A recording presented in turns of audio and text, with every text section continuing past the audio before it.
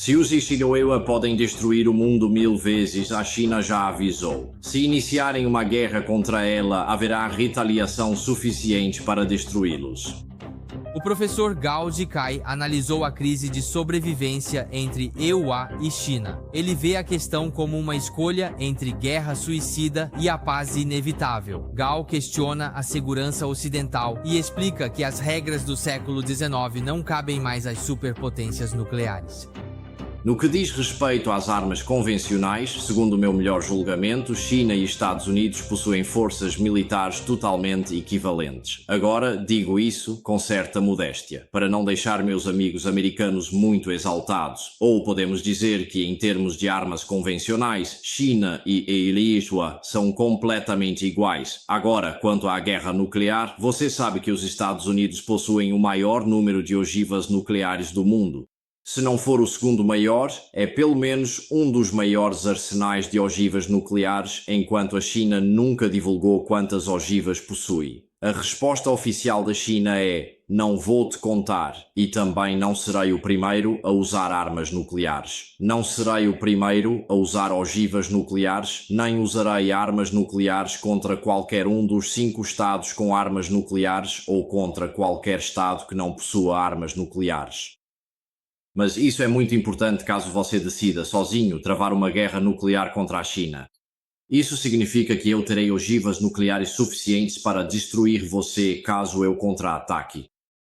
Essa é a maior ambiguidade estratégica que você pode esperar no mundo. Você nunca saberá quantas ogivas a China possui, mas a China já deixou claro que, se você agir sozinho e iniciar uma guerra nuclear contra ela, terá capacidade suficiente de retaliação para destruir você. O que isso significa? Significa que, mesmo que os Estados Unidos tenham capacidade para destruir o mundo ou a humanidade 1000 vezes, e a China tenha apenas 1% ou 10% dessa capacidade do ZEUA, ou qualquer outra proporção, o resultado final não terá diferença substancial, porque você não precisa destruir o outro lado 2 vezes, só precisa ter capacidade suficiente e a determinação nacional de usar essa arma definitiva. Se o outro lado iniciar uma guerra nuclear contra você, então destruir uma vez ou destruir várias vezes, na essência, não faz diferença. Isso é o que significa entre China e Estados Unidos.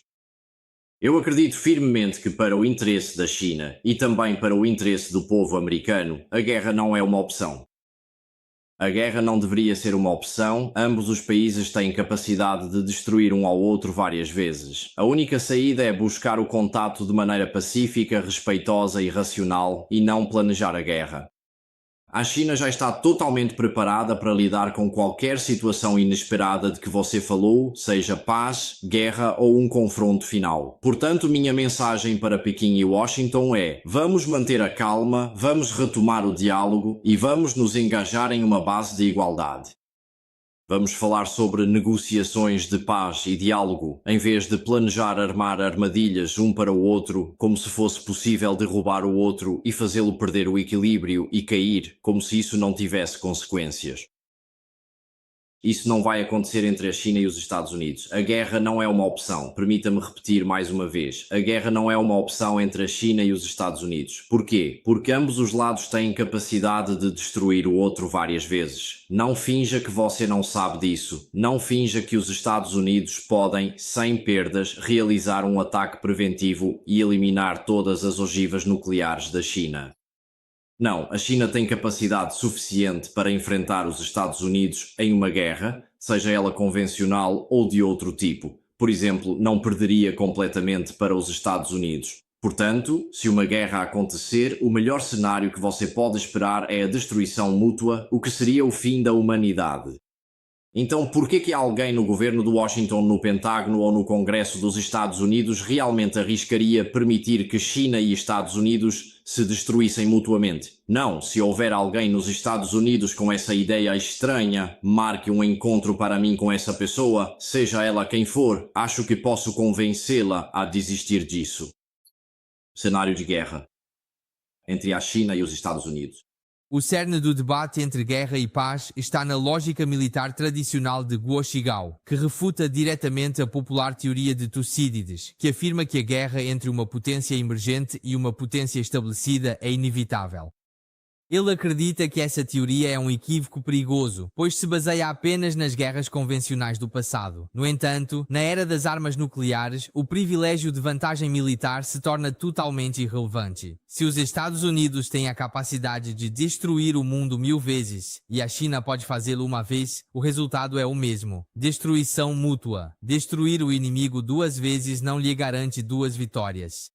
Só vai fazer com que você morra também. Por isso, a China se recusa a revelar o número exato de suas ogivas nucleares e mantém uma ambiguidade estratégica sobre sua capacidade de segundo ataque confiável, tornando isso sua dissuasão final. Minha filosofia e a tendência da China são: o seu Deus é seu, o meu Deus é meu. Você acredita na cor que quiser, eu acredito na cor que escolhi. Você adora o seu Deus, eu adoro o meu Deus. Nunca imponha o seu Deus a mim, e eu também nunca vou impor o meu Deus a você. Isso é a única coisa correta entre a China e os Estados Unidos. Ah, claro, isso também não tem política industrial nem construiu a infraestrutura necessária e, obviamente, também não investiu em educação. Acho que um número representativo, apenas um entre muitos, é que a China gasta 4 vezes mais em orçamento de educação do que em orçamento militar. Enquanto isso, os Estados Unidos gastam 4 vezes mais em orçamento militar do que em educação, e na verdade estão até considerando eliminar o Departamento de Educação. Portanto, esses são conflitos profundos. Como você apontou, o fato de países e empresas buscarem mão de obra mais barata no exterior está relacionado ao sistema capitalista internacional e à arbitragem global da força de trabalho. Mas nos Estados Unidos o dólar está supervalorizado. Seja uma tarifa de 200 milhões, 2 bilhões ou 20 bilhões de dólares por dia, tudo isso é pago pelos consumidores americanos, é pago pelo povo americano. Eu me preocupo que cada vez mais americanos, ao fazerem compras nas lojas dos Estados Unidos, sentirão o impacto dessas tarifas. Está bem diante dos olhos deles, e eles vão perceber que não são a China, nem a Europa, nem os países da ASEAN, nem os países africanos ou árabes, nem os países da América Latina, nem o Canadá ou o México que estão pagando essas tarifas. Essas tarifas estão sendo pagas pelo povo americano, então eu acredito que o presidente Trump e sua Casa Branca deveriam, no mínimo, ter a decência de contar isso ao povo americano. Sim. Estamos cobrando essas tarifas em uma escala sem precedentes, mas são vocês que estão pagando essas tarifas. Então, façam uma pesquisa com o povo americano para ver se eles estão dispostos a pagar essas tarifas, se preferem comprar produtos fabricados na China ou em outros lugares exportados para os Estados Unidos sem tarifas, ou se preferem pagar as tarifas. Agora, falando sobre trazer empregos da indústria manufatureira de volta. Acho que o melhor professor do qual os Estados Unidos realmente podem aprender é a China, porque para realmente atrair todos esses empregos da indústria manufatureira, deixe-me dizer aos seus ouvintes, sem cobrar nada, que você precisa fazer algumas coisas com antecedência. Você precisa construir sua infraestrutura e conectividade. A ideia de que o Reino Unido ou os EUA competem com a China é irreal. A China lidera em setores cruciais: veículos elétricos, P&D de semicondutores e inteligência artificial. A China não é um concorrente no sentido tradicional, porque já atingiu uma escala que a maioria dos países ocidentais não consegue igualar. O Ocidente não deve enxergar a China como um adversário a ser derrotado, mas sim aprender a coexistir com essa grande tendência. Recusar-se a aceitar esse mestre só levará a um estado de negação defensiva, impedindo que os países ocidentais corrijam seu próprio declínio estrutural. Desde a importante visita secreta do Dr. Kissinger à China em 1971, desde que o então presidente Nixon fez aquela visita histórica à China em 1972, que realmente abriu as portas das relações sino-americanas, e desde a formalização das relações diplomáticas entre China e Estados Unidos em 1º de janeiro de 1979, a situação nunca esteve tão ruim. Eu acho isso extremamente perigoso. Agora, quando olhamos para este momento específico, é claro que o agravamento foi causado pela guerra comercial global do presidente Trump. Isso não é apenas uma guerra contra a China, mas também contra outros países do mundo. Portanto, acredito que, ao analisarmos as relações sino-americanas neste momento específico, precisamos ter uma visão filosófica. Precisamos enxergar claramente o que realmente está acontecendo nas relações entre China e Estados Unidos, mas também observar o contexto da ofensiva global iniciada pelos Estados Unidos. Existe uma guerra comercial. Sim, Dr. Gao, sabemos que quando o comércio ocorre sem coerção, ele gera resultados de ganho mútuo, ou seja, ambas as partes se beneficiam.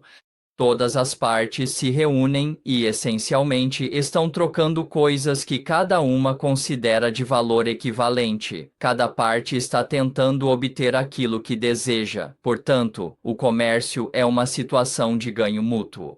Bem, esse pensamento mercantilista é quase um retorno ao período inicial, quando os países acreditavam que era necessário ter um saldo comercial positivo e grandes reservas de ouro para serem considerados ricos.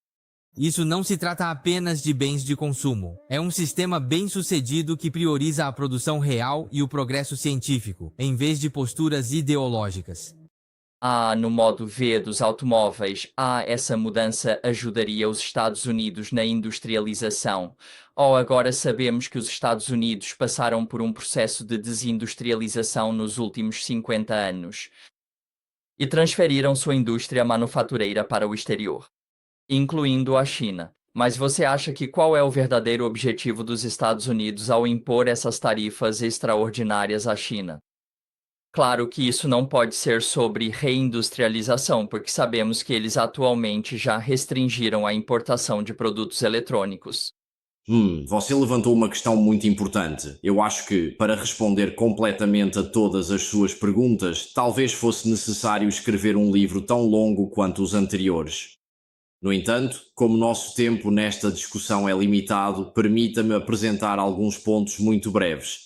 Em primeiro lugar, o comércio é algo bom e provavelmente existe desde que a humanidade se tornou humanidade.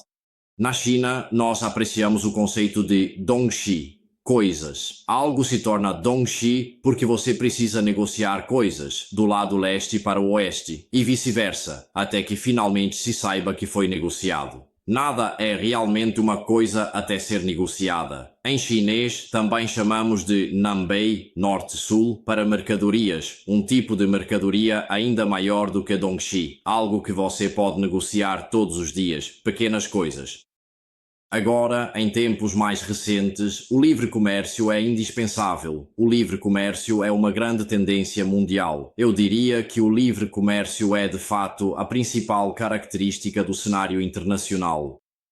O livre comércio não é apenas uma política, é uma grande tendência da história da humanidade. Os Estados Unidos abandonaram o sistema que ajudaram a construir. Isso é ao mesmo tempo surpreendente e preocupante, alegando que essas tarifas são recíprocas. Esse é um consenso equivocado que não resiste à análise mais básica. Ao minar a previsibilidade e a certeza necessárias para os negócios, os Estados Unidos estão corroendo sua própria liderança.